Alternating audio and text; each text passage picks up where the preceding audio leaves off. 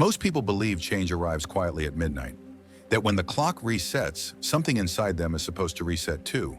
But pause for a moment and look honestly at your life. Has anything truly transformed just because a number on a calendar changed? Here is the uncomfortable truth most people avoid.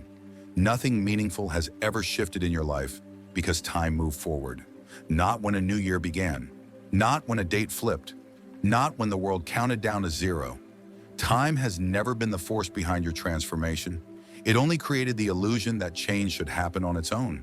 And every year, millions of people fall into the same quiet trap. They wait for January to feel different. They wait for a new cycle to bring clarity, motivation, momentum. They believe crossing an invisible line on the calendar will trigger an internal shift. When nothing changes, they turn the blame inward. They assume they failed, that they lack discipline, that something is broken inside them. But reality is far simpler and far more confronting. Time does not change your life. Frequency does. From a quantum perspective, time is not creative energy. It does not generate new outcomes. It is merely a measurement of motion within an existing system. Reality does not reorganize because days pass. It reorganizes only when the internal state of the observer shifts. Without that shift, time simply carries the same pattern forward, repackaged, renamed, disguised as something new. This is why so many New Years feel strangely familiar. The environment may reset, the goals may look different on paper, the intentions may sound more hopeful, but beneath it all, the emotional baseline remains unchanged. The nervous system holds the same tension. The identity tells the same story. The internal frequency stays exactly where it was, and the field responds only to that. The quantum field does not recognize dates. It does not respond to countdowns or resolutions. It responds to coherence, to what is stable, to what is consistently embodied.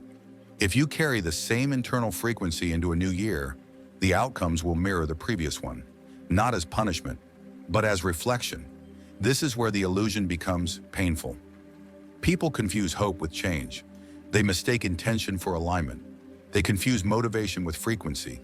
So when reality does not respond, they push harder. They apply more effort. They tighten control, believing force will correct misalignment. But effort cannot override frequency. It can only amplify what already exists. If urgency lives underneath, effort amplifies urgency.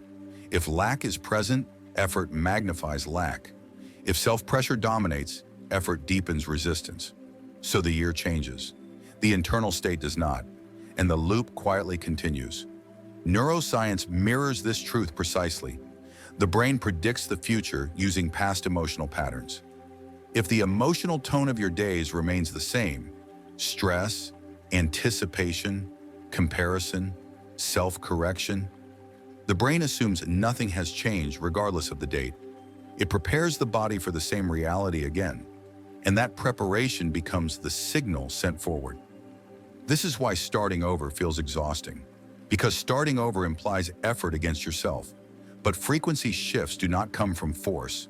They emerge through release, through subtraction, through letting go of internal patterns that no longer need to be carried. This is why the idea of a fresh start often backfires. It creates pressure to be different before anything internal has changed. And pressure reinforces the old frequency more strongly than almost anything else. A new year asks nothing of you. A new frequency does. And frequency does not shift because you want it to. It shifts when your relationship with yourself changes, when your relationship with time softens, when effort stops being a weapon, when the nervous system stops bracing for the future, when urgency dissolves, when the need to prove progress fades. That moment rarely feels dramatic. It feels quiet, neutral, almost anticlimactic, which is why so many people miss it.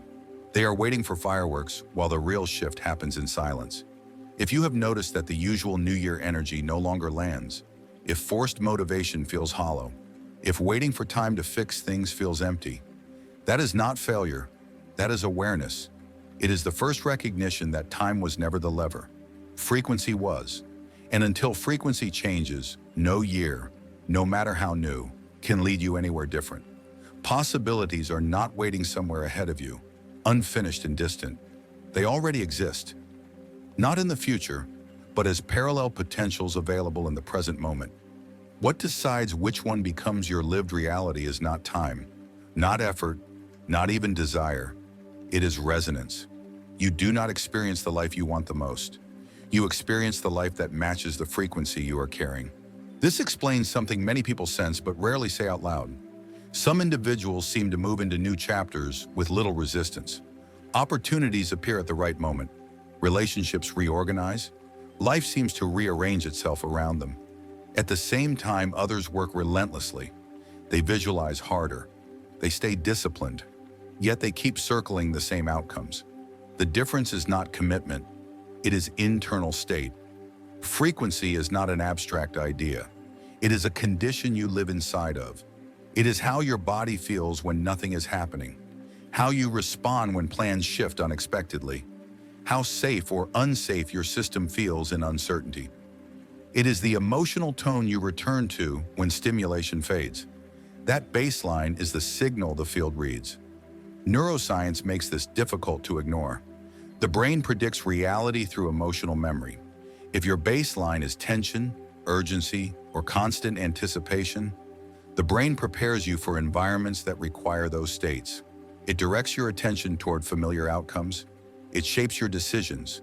It influences what you move toward and what you subtly avoid. Even when opportunity appears, it is filtered through that internal lens, misread, delayed, or unconsciously rejected. So people do not fail to manifest because they lack discipline. They struggle because they remain tuned to the same internal station year after year. Spiritually, this is why so many traditions emphasize embodiment over intention. You cannot think your way into a different life while feeling the same inside. The field is not persuaded by words. It responds to congruence. When thought, emotion, and physiology align, the signal becomes coherent, clean, stable. This is also why changing habits alone rarely creates lasting change. Habits are behaviors. Frequency is identity. Behavior can shift temporarily under pressure. Identity quietly pulls it back into alignment over time. This is why routines often collapse. Goals fade. Consistency dissolves.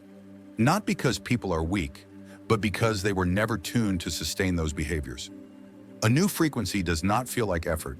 It feels like relief. When frequency shifts, discipline becomes unnecessary. Choices that once felt heavy feel obvious. Consistency no longer requires force because resistance is gone. The nervous system is no longer fighting the direction of movement. This is where confusion often arises. People expect frequency shifts to feel dramatic, like breakthroughs, like intensity. But real shifts are subtle at first. They show up as less urgency, quieter mental space, a reduced need to control outcomes, a calm knowing that you do not need to chase what belongs to you. That subtlety is not weakness, it is stability. The field does not amplify chaos, it amplifies coherence. When your internal state becomes coherent, external reality reorganizes with surprising efficiency. Doors do not explode open, they simply stop resisting. If you look back at moments when life flowed effortlessly, you will likely notice something important. You were not trying to manifest. You were not tracking progress. You were not negotiating with time. You were present, regulated, internally settled. That was the frequency doing the work. This is why waiting for a new year to change things never works. Time does not alter frequency. Awareness does. Regulation does. Releasing internal noise does. You do not step into a new year and then become someone new. You become someone new and the year meets you there. Most people attempt change by starting with behavior. New routines, new rules, new standards for themselves. They believe that if they act differently long enough, reality will eventually follow. And for a short while, it seems to work. Motivation rises. Structure creates movement. Then something familiar returns. Resistance, fatigue, loss of consistency. Old patterns quietly reappear. This is not a failure of willpower. It is a misunderstanding of how change stabilizes. Habits exist on the surface. Frequency exists underneath. Neurologically, habits are outputs governed by identity-level predictions. The brain allows behaviors that feel congruent with the internal state and subtly disrupts those that do not. When new habits are introduced without updating the emotional baseline, the nervous system treats them as temporary threats, not expressions of self. So it waits for stress, for exhaustion, for motivation to fade. And when it does, the system gently pulls you back to what feels familiar. This is why so many people feel like they are always starting over. What most people are actually doing is stacking structure on top of an unchanged internal state. They build schedules, rules, systems, but the frequency underneath remains the same. Structure without alignment creates friction, and friction quietly drains energy. When energy drops, the system defaults to survival patterns. Not because something is wrong, but because survival is familiar. From a quantum lens, this is completely logical. Reality does not reorganize around behavior. It reorganizes around coherence. If your internal state is still rooted in urgency, lack, or constant self-correction, then even the most disciplined actions carry the same signal. The behavior may look different, but the emotional charge beneath it is unchanged. And the field reads emotional charge before strategy, always. This is why effort can keep you trapped instead of freeing you. Effort driven by fear of staying the same still resonates with the old identity. The motion is new, the frequency is not. Spiritually, this explains why forced self-improvement feels heavy instead of expansive. Growth becomes another responsibility, another metric to maintain, another version of control. The self turns into something to manage instead of something to inhabit. But presence is where frequency actually shifts. True change does not begin with action.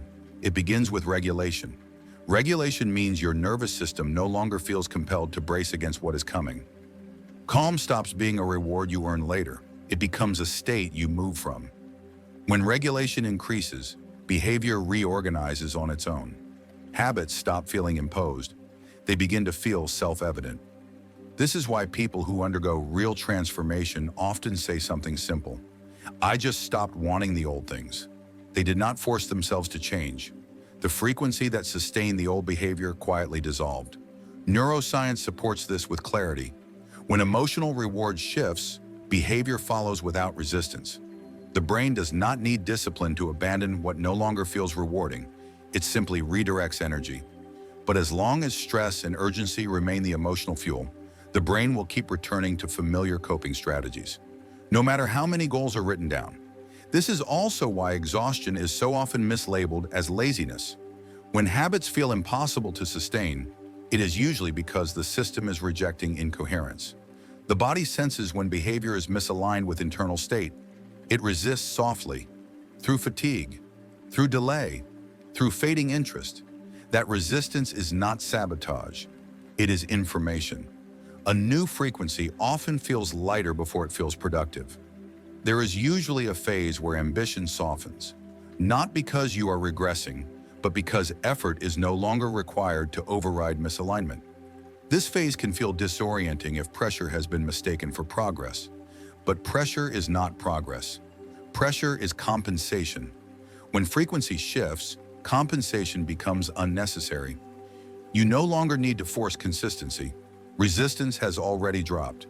You no longer need to manufacture motivation. Nothing inside is fighting the direction of movement. Action becomes cleaner, simpler, more precise. This is why sequence matters. Frequency first, behavior second, reality last. Trying to reverse that order is why so many people burn out chasing change that never stabilizes. They attempt to pull reality forward while their internal state remains anchored behind them. If your habits have not held in the past, it does not mean you failed. It means the signal beneath them was never addressed. And until that signal changes, repetition is inevitable. When frequency truly begins to shift, it rarely announces itself. There is no surge of excitement, no sudden certainty, no dramatic clarity. The earliest sign is often the opposite of what you were taught to expect. Life feels quieter, less urgent, less emotionally charged. And for many people, that calm feels unfamiliar enough to be uncomfortable. This is where confusion quietly takes hold. Most people were taught that change must arrive with intensity. Big decisions, strong emotions, clear turning points that feel unmistakable. So when frequency begins to shift without drama, the mind assumes nothing is happening. But frequency does not move through emotional spikes. It moves through regulation. From a quantum perspective, the most powerful changes occur when the observer stops oscillating, when emotional highs and lows begin to level out. As that volatility settles, coherence increases. And coherence, not excitement, is what allows the field to reorganize probabilities. Not hope, not enthusiasm. Stability. This is why the beginning of a real shift often feels neutral. You may notice that situations which once triggered you now pass through without reaction. Conversations land differently. Old fears loosen their grip without effort. Desires that once felt urgent begin to feel distant. Not suppressed, simply irrelevant. Instead of excitement, there is a quiet sense of, I do not need to push this anymore. That sensation is often mistaken for apathy or loss of ambition. But neurologically, something precise is occurring. The nervous system is exiting prediction mode. It is no longer bracing for the future based on past outcomes. As that bracing dissolves, emotional intensity naturally drops. The body feels safer, and safety is the doorway to expansion. Neuroscience confirms this pattern. When the nervous system moves out of chronic activation and into regulation, the brain reduces its constant scanning for threat and reward. Dopamine spikes become unnecessary. Stress chemistry stabilizes. Behavior becomes less reactive. For those who relied on pressure as fuel, this state can feel unfamiliar, even unsettling. Spiritually, this is why many people panic right at the threshold of real change. They assume something is wrong because they no longer feel driven. So they try to reintroduce urgency, they chase motivation, they manufacture pressure to feel productive again. And in doing so, they pull themselves back into the old frequency. The irony is this: the discomfort they feel is not stagnation. It is withdrawal from an addiction to emotional intensity.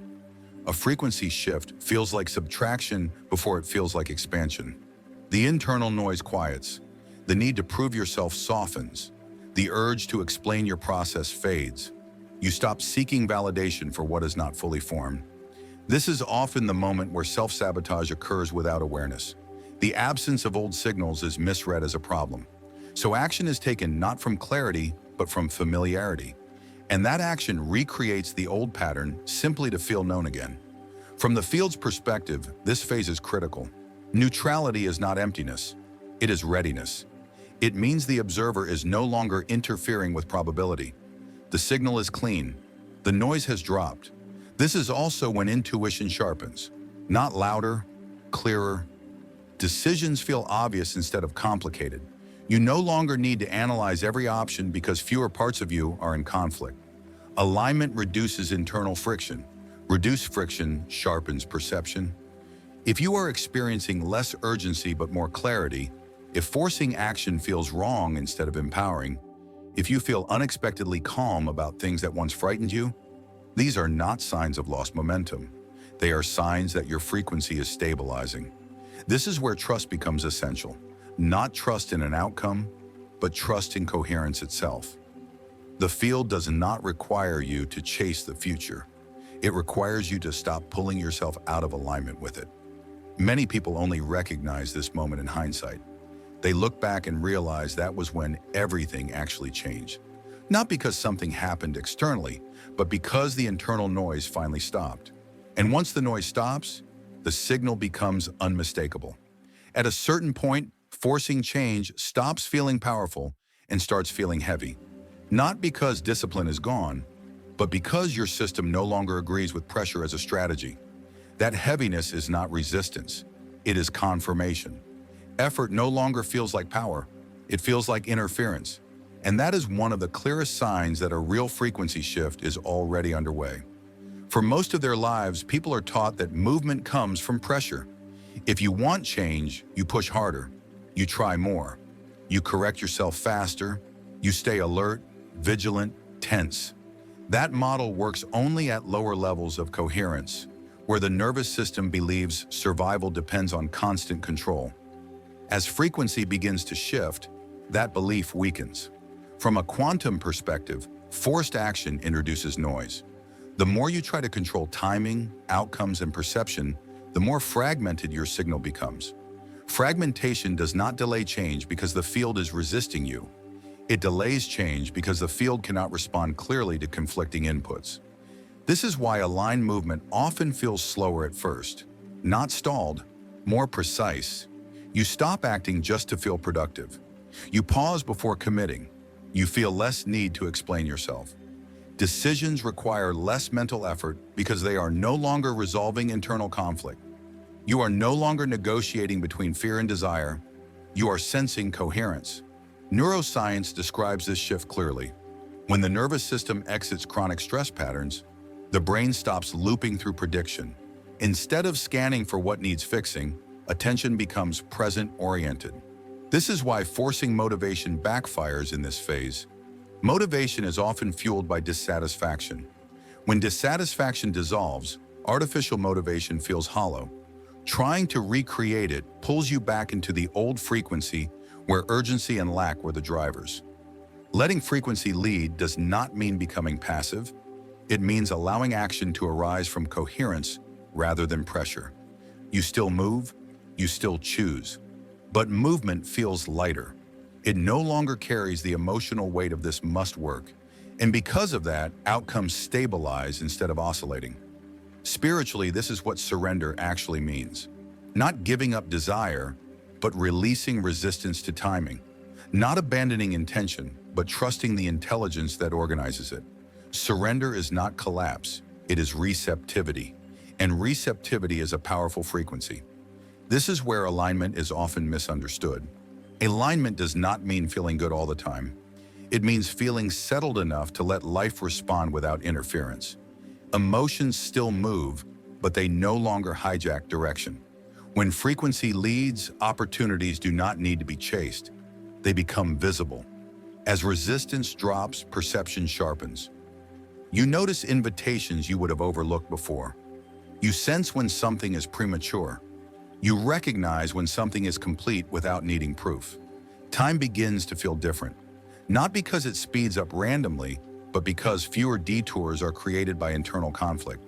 When you stop forcing, reality stops compensating for incoherence.